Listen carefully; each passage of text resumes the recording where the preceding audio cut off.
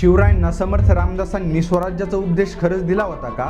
तर सध्या महाराष्ट्रामध्ये बागेश्वर बाबाच्या एका वक्तव्यामुळे शिवराय आणि समर्थ रामदास यांच्या गुरु शिष्याच्या वादावर पुन्हा एकदा चर्चा सुरू झाली आहे। पण खरंच शिवरायांना समर्थ रामदासांनी कोणते पाऊल कधी टाकायचे, काय करायचे आणि काय नाही असा डिटेल उपदेश केला होता का?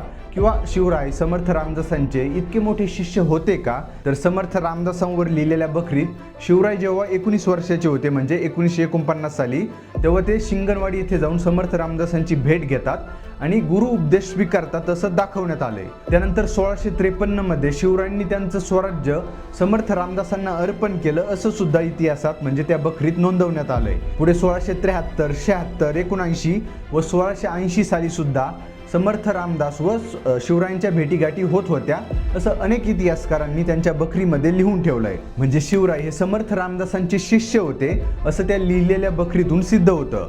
पण त्या बखरी कधी लिहिलेल्या आहेत? तर शिवरायांचा कालखंड उलटल्यानंतर जवळपास 150 वर्षांनंतर असं इतिहासकार डॉक्टर जयसिंगराव पवार यांनी म्हटलंय। एक बाजू अशी आहे की रामदासांना विचारल्याशिवाय शिवाजी महाराज पाऊलच टाकत नाही अशी एक मांडणी आणि त्याच्यासाठी त्यांच्याकडे पुरावे आहेत आणि पुरावे कसले 150 वर्षांनी लिहिलेल्या बखरी। पुढे ते इंटरव्ह्यूमध्ये डॉक्टर जयसिंगराव पवार म्हणतात की समर्थ रामदास व शिवरायांच्या भेटीचा एक समकालीन पत्रव्यवहार आढळतो।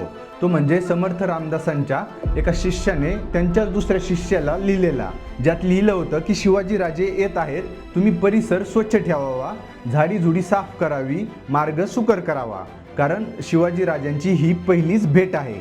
आणि हे पत्र एप्रिल 1672 मध्ये लिहिलेलं होतं। रामदास स्वामींच्या जवळ जो शिष्य आहे त्याला तो म्हणतो की शिवाजी महाराज येत आहेत, त्या झाडी जुडी जो आहे ती साफ करावी, त्यांना जाण्या येण्याचा मार्ग सुकर करावा, कारण शिवाजी राजे यांची ही पहिलीच भेट आहे। म्हणजे शिवरायांची व समर्थ रामदासांची पहिली भेट ही 1649 साली नाही तर 1672 साली झाली होती आणि तेव्हा शिवरायांच्या राज्याभिषेकाची तयारी चालू होती किंवा स्वराज्य हे स्थापन सुद्धा झालेलं होतं। म्हणून समर्थ रामदासांनी शिवरायांना पावलोपावली उपदेश केला असा बागेश्वर बाबाने जो दावा केला होता तो सध्या तरी खोटाच आहे असं या पुराव्यातून सिद्ध होतं।